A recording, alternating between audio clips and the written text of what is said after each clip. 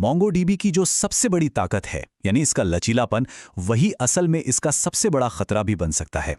एक छोटा सा गलत डिजाइन भी एप्लीकेशन को एकदम धीमा कर सकता है, या शायद उससे भी बुरा हाल कर सकता है। तो आज हम यही समझने वाले हैं कि इन आम गलतियों से कैसे बचा जाए और MongoDB की असली पावर को अनलॉक कैसे किया जाए। तो सवाल यही उठता है, ये जो फ्लेक्सिबिलिटी है, ये वरदान है या अभिशाप? देखिए, अगर इसे बिना सोचे समझे इस्तेमाल किया जाए तो MongoDB का ये स्कीमालेस नेचर ही परफॉर्मेंस की समस्याओं की सबसे बड़ी जड़ बन जाता है। चलिए, गहराई से समझते हैं कि ऐसा क्यों होता है। इसको समझने का सबसे अच्छा तरीका है SQL से इसकी तुलना करना। SQL में क्या होता है? डेटा को अलग अलग टेबल्स में नॉर्मलाइज किया जाता है। इसकी वजह से डेटा को पढ़ने के लिए मुश्किल जॉइंस लगाने पड़ते हैं। MongoDB ठीक इसका उल्टा करता है। ये संबंधित डेटा को एक ही डॉक्यूमेंट में डीनॉर्मलाइज करके रखता है, जिससे डेटा को पढ़ना विश्वसनीय रूप से तेज हो जाता है। और यहीं पर सबसे बड़े माइंडसेट शिफ्ट की जरूरत है। MongoDB में कामयाब होने के लिए हमें सबसे पहले अपनी रिलेशनल डेटाबेस वाली सोच को बदलना होगा। चलिए हमारे पहले सेक्शन में देखते हैं कि इसका असल में मतलब क्या है। डेटा मॉडल पर दोबारा सोचना। तो सबसे कॉमन मिस्टेक क्या होती है? वो ये है कि एप्लीकेशन डेटा को इस्तेमाल कैसे करेगा, ये सोचे बिना ही स्कीमा बना देना। देखिए, SQL की दुनिया में हम डेटा के स्ट्रक्चर पर फोकस करते हैं, है ना? लेकिन MongoDB में सारा खेल ही पलट जाता है।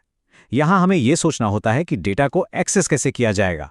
सीधी सी बात है, आपकी क्वेरीज ही आपके स्कीमा का रास्ता तय करेंगी। इसका हल है डीनॉर्मलाइजेशन, जो SQL की नॉर्मलाइजेशन से एकदम उल्टा है। जरा सोचिए, एक ब्लॉग पोस्ट और उसके सारे कमेंट्स को अलग अलग जगह रखने के बजाय हम उन सबको एक ही डॉक्यूमेंट में एक साथ रख दें। इससे क्या होगा? उन्हें एक साथ पढ़ना बिजली की रफ्तार से भी तेज हो जाएगा, क्योंकि हमें अलग अलग जगहों से डेटा को जोड़ने की कोई जरूरत ही नहीं पड़ेगी। लेकिन क्या इसका ये मतलब है कि हम सब कुछ एक ही डॉक्यूमेंट में भर दें? हमेशा नहीं। तो अब सवाल ये उठता है, डेटा को एम्बेड करें या रेफरेंस करें? ये फैसला 3 चीज़ों पर निर्भर करता है। हमारी क्वेरीज कैसी हैं, डॉक्यूमेंट का साइज कितना बड़ा हो सकता है, और डेटा कितनी बार अपडेट होता है। डॉक्यूमेंट के साइज पे ध्यान देना इतना जरूरी क्यों है? क्योंकि MongoDB में हर एक डॉक्यूमेंट की एक हार्ड लिमिट होती है, 16 मेगाबाइट। अगर बहुत ज़्यादा डेटा एम्बेड कर दिया गया तो ये लिमिट पार हो सकती है और आपका एप्लीकेशन क्रैश हो सकता है। ये एक ऐसी गलती है जो प्रोडक्शन में कोई भी नहीं करना चाहेगा। तो ठीक है, एक अच्छा डेटा मॉडल तो बस शुरुआत है।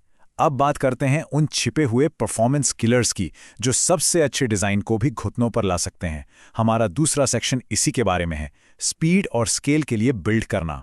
इंडेक्स की ताकत को कभी भी कम नहीं आंकना चाहिए। बिना इंडेक्स के क्वेरी चलाना जानते हैं कैसा है? जैसे किसी किताब में बिना इंडेक्स पेज के कोई खास शब्द ढूंढना। आपको हर एक पन्ना पलटना पड़ेगा, और इंडेक्स के साथ आप सीधे सही पेज पर पहुंच जाते हैं। ये कोई छोटा मोटा सुधार नहीं है, ये एक असली गेम चेंजर है। अरेज एक और बहुत पावरफुल फीचर है, लेकिन यहां थोड़ा सावधान रहने की जरूरत है। अगर इन्हें ठीक से हैंडल नहीं किया तो ये एक बड़ी मुसीबत बन सकते हैं। अगर ये बिना कंट्रोल के बढ़ते रहे तो डॉक्यूमेंट 16 MB की लिमिट को पार कर सकता है, और बिना इंडेक्स वाले अरेज पर क्वेरी करना इतना धीमा होता है कि एप्लीकेशन का दम घुट सकता है। अच्छा, अब एक सवाल, MongoDB का वो कौन सा पावर टूल है जिसका इस्तेमाल सबसे कम होता है लेकिन वो सबसे ज्यादा शक्तिशाली है? एक ऐसा टूल जिसे नए डेवलपर्स अक्सर अनदेखा कर देते हैं। जवाब है एग्रीगेशन फ्रेमवर्क।